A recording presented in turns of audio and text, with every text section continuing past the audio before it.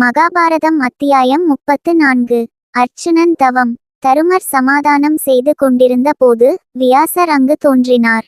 பாரதத்தில் சிக்கல் தோன்றும் பாயத்தையெல்லாம் வியாசர் தோன்றி அதனை விளக்கியுள்ளார். அதுபோல இப்பவும் வந்து சில ஆலோசனைகளை கூறினார். இந்த 13 ஆண்டு காலத்தில் துரியோதனன் தன் பலத்தை பெருக்கிக் கொள்வான். ஏற்கனவே பீஷ்மர், துரோணர், கர்ணன் முதலியோர் அவன் பக்கம் இருக்கிறார்கள். இந்நிலையில் வெறும் தவக்கோலம் பூண்டு காட்டில் இருப்பதால் பயன் இல்லை. நீங்களும் உங்களை பலப்படுத்திக் கொள்ள வேண்டும். நான் பிரதிஸ்மிருதி என்னும் மந்திரத்தை சொல்லித் தருகிறேன். அர்ச்சுனன் இமயம் சென்று இம்மந்திரத்தை உச்சரித்து சிவபெருமானையும் தேவேந்திரனையும் திக்கு பாலகர்களையும் வேண்டி தவம் செய்வானாக. சிவபெருமான் பாசுபதக்கணையை நல்குவார். அவ்வாறே பிறரும் சக்தி வாய்ந்த கருவிகள் பலவற்றை அளிப்பார்கள் என்று கூறி மறைந்தார். உடன் அர்ச்சுனன் இமயமலையில் இருக்கும் இந்திரகிலம் பகுதியை அடைந்து தவம் மேற்கொண்டான்.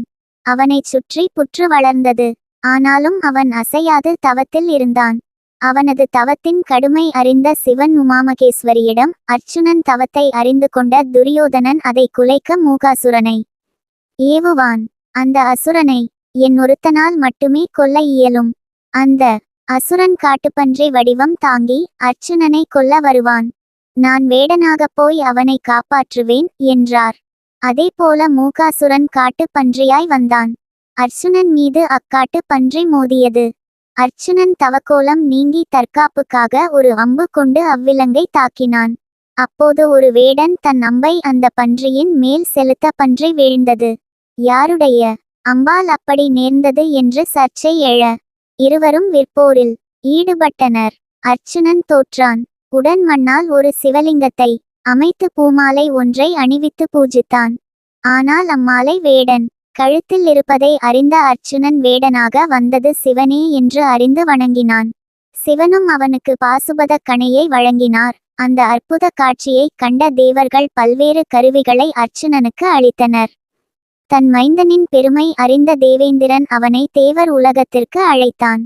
இந்திரன் கட்டளையால் அவனது சாரதி மாதலி அர்ச்சுனனை தேரில் நட்சத்திர மண்டலங்களை கடந்து அமராவதி நகருக்கு அழைத்து சென்றான். இந்திரன் தன் மகனை அரியணையில் அமர்த்தி சிறப்பு செய்தான். தெய்வீக கருவிகளை பயன்படுத்தும் முறை பற்றி அறிய 5 ஆண்டுகள் தங்கியிருக்க வேண்டும் என கட்டளையிட்டான் இந்திரன். நுண்கலைகளான நடனம், இசை ஆகியவற்றிலும் அர்ச்சுனன் ஆற்றல் பெற அவனை சித்திரசேனனிடம் அனுப்பி வைத்தான். அனைத்து கலைகளிலும் பயிற்சி பெற்று நிகரற்று விளங்கினான் தனஞ்சயன்.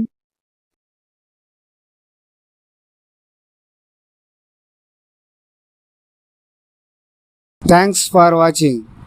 இந்த கதை உங்களுக்கு பிடிச்சிருந்தா லைக் பண்ணுங்க, கமெண்ட் பண்ணுங்க, சப்ஸ்கிரைப் பண்ணுங்க.